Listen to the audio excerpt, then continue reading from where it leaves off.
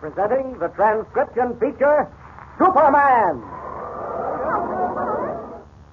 Guys, look! It's a bird! It's a plane! It's Superman!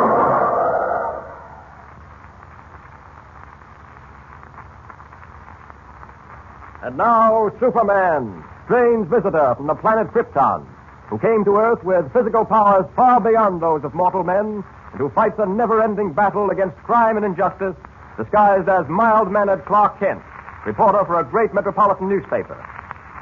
As you remember, Editor White, Kent, and Lois Lane, aided by Ralph Remsen, have been conducting a campaign against District Attorney Parker in an attempt to oust him from office because of his crooked practices. They were repeatedly warned against continuing their campaign by an invisible man, strange and baffling ally of the crooked DA, who was successful in frightening the mayor into withholding his support, and, but for the miraculous intervention of Superman, would have sent White and Lois crashing to their death while driving to see the governor in the state capitol. As our story opens today, we find them in Editor White's office, where Kent makes an astounding announcement. Listen. I say I've solved the mystery. I know how the invisible man makes himself invisible. I've had enough of this nonsense from you, Kent. Get out. You're fired. Wait a minute, Mr. White. Yes, Lois? Clark, did you mean what you said? Do you really know how the invisible man makes himself invisible? Well, I can do it myself. I don't believe it. You've got something there, Remsen. I don't believe it either. Kent, you'd have to be a Superman to solve a mystery like this one. Well, you fired me, Mr. White, so I guess I'll have to break this story in another paper. Oh, no, Mr. Kent, please don't go. Show them you can do it. I believe you. Oh, thank you, Jimmy. Now, wait a minute, Kent. If you can show us how it's done, if you can really make yourself invisible, you can have your job back. Oh, gee, Mr. Kent, did you hear that? Oh, you'll be able to stay with us. You simply gotta do it now. Oh, I don't know, Jimmy. Kent, I'll do better than that. I'll raise your salary. Well, that is an inducement. All right, it's a bet. Ridiculous. You'll never do it. You think not, Renson?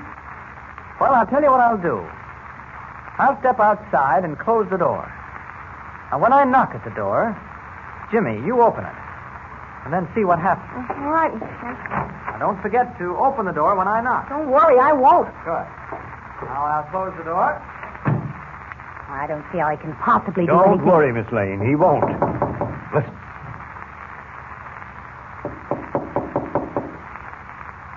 Jimmy, for heaven's sake, open that door. Well, open it, open it. Okay, Mr. White. He's not here. Oh, of course he's not there. Just another trick. He knocked at the door and then skipped off down the corridor. You're wrong, Chief. What? I'm right here in the room with you. Why? But you can't see me because, well, you see, I'm invisible. Say, what is it? I don't believe it. Superman himself couldn't do a thing like this. Kent, was that your voice I heard? Are you really in this room? I am, Chief. I'm sitting in the chair in front of your desk. But we can't see you, Clark. Well, it's uncanny. No, Lois. It's not uncanny. It's just a trick. A trick even I can do. It doesn't take a Superman. Oh, but gosh, Mr. Kent, how could you make yourself invisible? Well, Jimmy, to tell the truth, I haven't made myself invisible.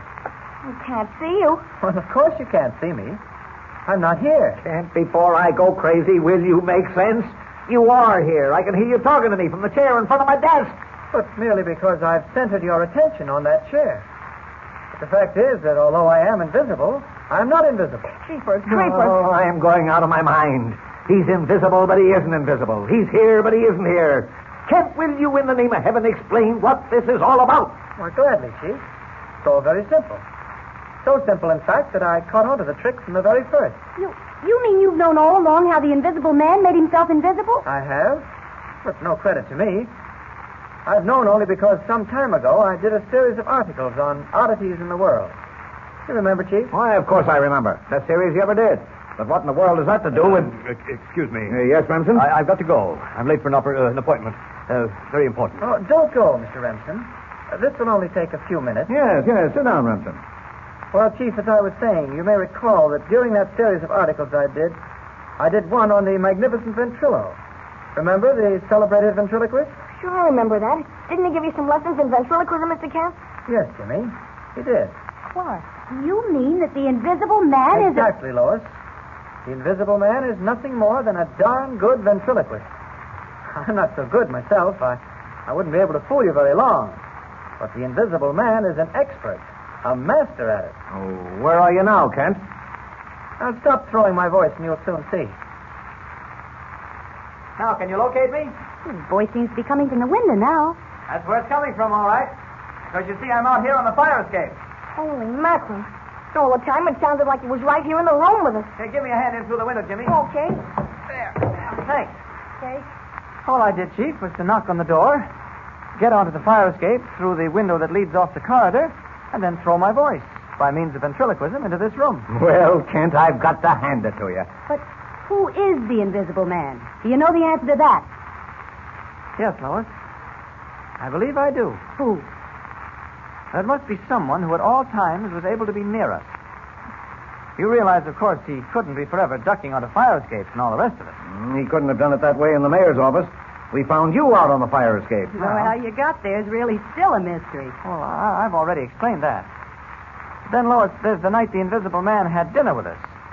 Actually, he was sitting at another table in disguise and throwing his voice toward our table. Oh, I see that now. Why, sure.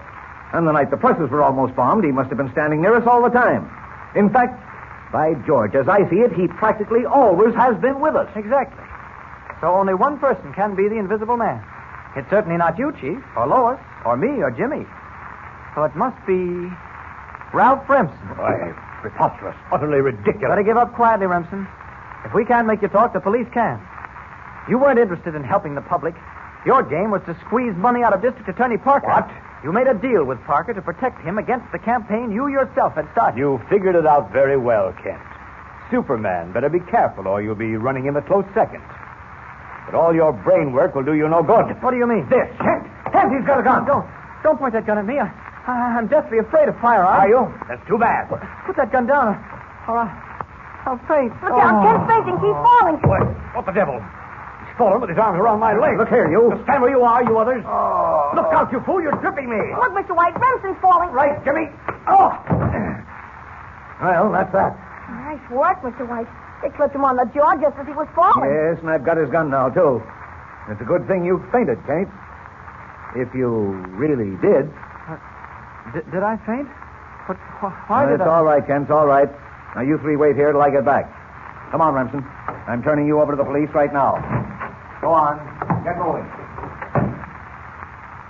Well, we had some excitement there for a while, didn't we? My Lord. Why are you looking at me so funny? Sometimes wonder about you, Clark Kent. Yes, I really do.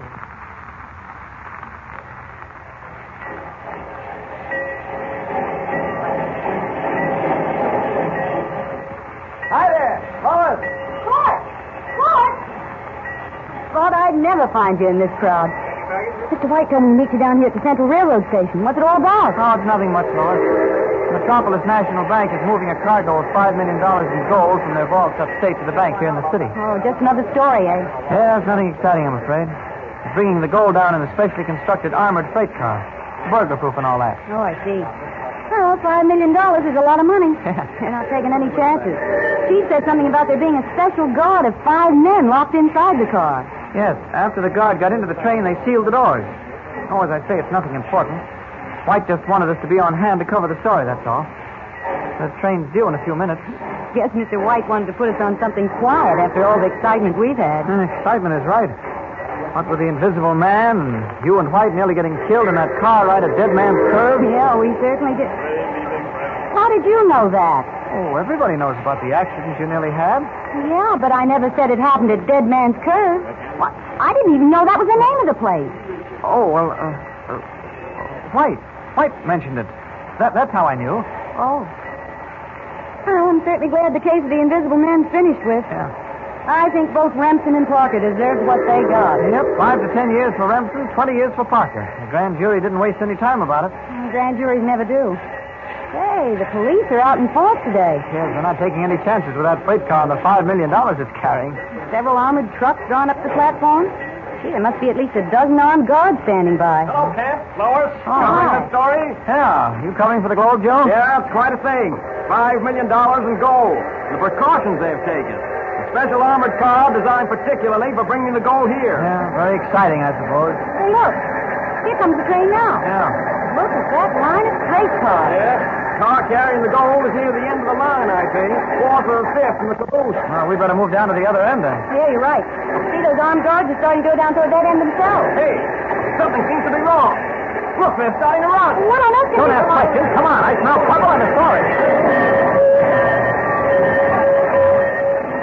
Hey, excuse me, buddy. What's wrong? What's happened? Who are you? Reporter from the Daily Planet. Here's my press card. What's up? It's that freight car. One carrying a $5 million in gold and a crew of 5 guards. Yeah. What about it? Yeah, what happened? It's disappeared. That's what's happened. What? Disappeared? Vanished into thin air. That isn't possible. It was heavily guarded. It was sandwiched in among these other freight cars.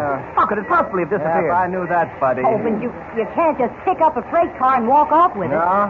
Well, it looks like somebody did, lady. Car's disappeared, and so is the crew of armed guards. You What? could take it or leave it. Clark, Yes, Lois? I did a little checking before, just to get some details for our story. And that freight car was still sandwiched in among those other cars when this train pulled out from Bolton. Yeah? Bolton's only 20 miles away, and this train never stops between there and here.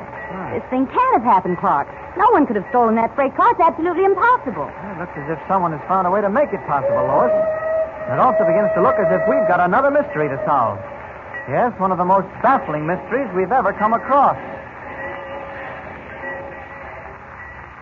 What is the answer to this seemingly impossible mystery? How could the special armored freight car with a crew of 5 armed men disappear into thin air? See if you can figure it out for yourself. And be sure to listen to the next episode of our mystifying news story with Superman. And remember, tune in the next thrilling installment of the transcription feature, Superman. Up in the sky. Look! It's a bird! It's a plane! It's Superman!